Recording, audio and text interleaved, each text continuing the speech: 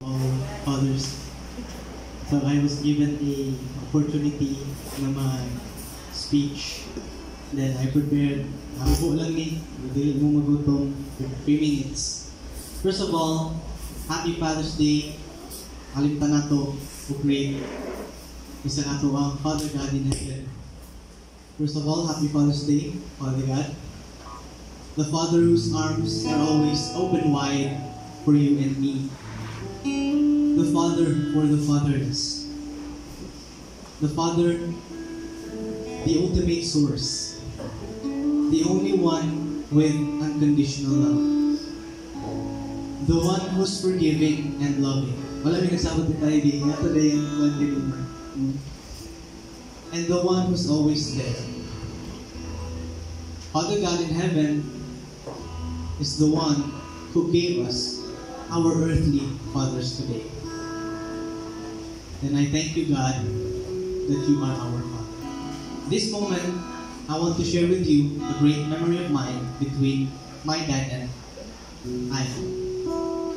So I grew up without my dad most of the time. Okay, seaman and sea. So 8 months contract and 4 months lang siya nirehab. But he never failed to provide what we needed. Bisag layo siya, but he always, make way na makakontak sa mga. Before, I remember, bata kami, is dili pa kayo nga ni ka-high-tech na atuang calls. Kana pila na ka-minutes, hindi ko lang makita ang iyang nawong.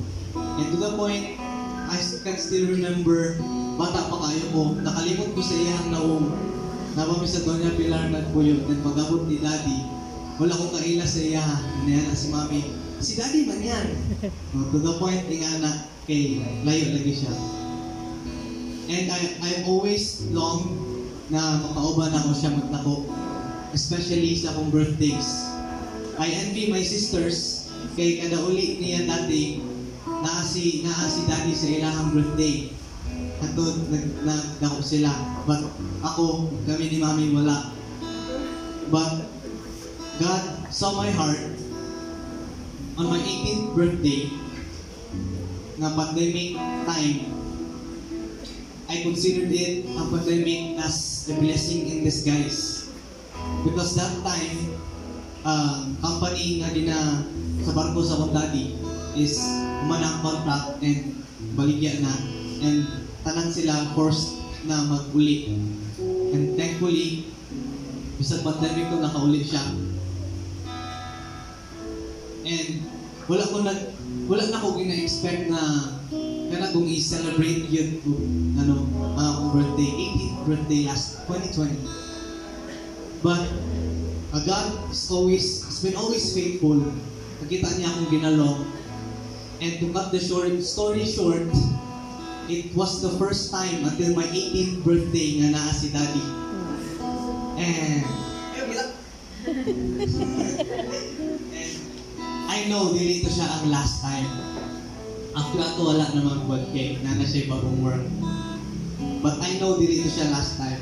So God blessed me and grabe kayo ako ang joy and kalipay ato. And He even gave me bisag disudto nga panahon kay pandemic wala siya work. He even hilak na. Ano ko mo hilak wala si Daddy diri. Iya po ko giregaluhan sa ako ang ilong na bass guitar to complete my instrument collection. Kung bisan, ba? Lisod. Pero pag ang papa love ang iyang anak, baton yun kung say mabuhat, ihatag yun kung say mahatag, bahalag, wala siya iyaha. And I'm so blessed, anak. Then, that's it. It was the first time and I know it will never be the last. The two characteristics of my father na akong gina-admire is his patience. And he is a man of few words. Dili kayo siya sige storya, dili kayo siya sige yaw-yaw. But makita na mo ang iyahang pag-serve sa amoa, pag-alaga, bisag kanang usahay ra siya diri. ug ang labag yun ang iyang patience. Wala yun na akong nakuha sa iya ang iyang patience. Kanang dili yun kung dili man malikayan ang lalis sa balay, pero dili magdugay itungod. Wala kanang give in yun dahil si Daddy, dili na mapataas pa ang istorya. And I admire it so much. And God bless you, man. To my dad, recorded man eh, pakiplay na lang. Happy Father's Day. Thank you so much for all your sacrifices. I know na dili lalim ang layo sa family for how many years. And we pray na maabot ra gyud na ang atuang desire na always na takumplit diri. Thank you for never failing to give what we need and what we want. Thank you for being my father. Thank you for being a strong haligi ng tahanan.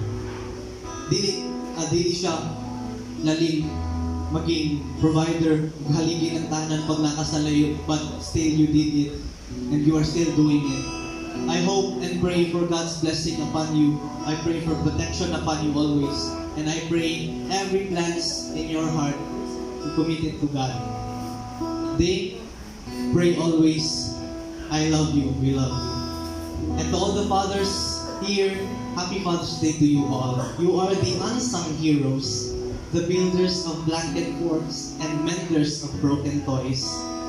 You shoulder responsibility with strength, yet surprise us with your goofiest and cringy dance moves. You teach us life's lessons from bike riding to heartbreak with patience and unwavering love. We appreciate you and we love you. Happy Father's Day.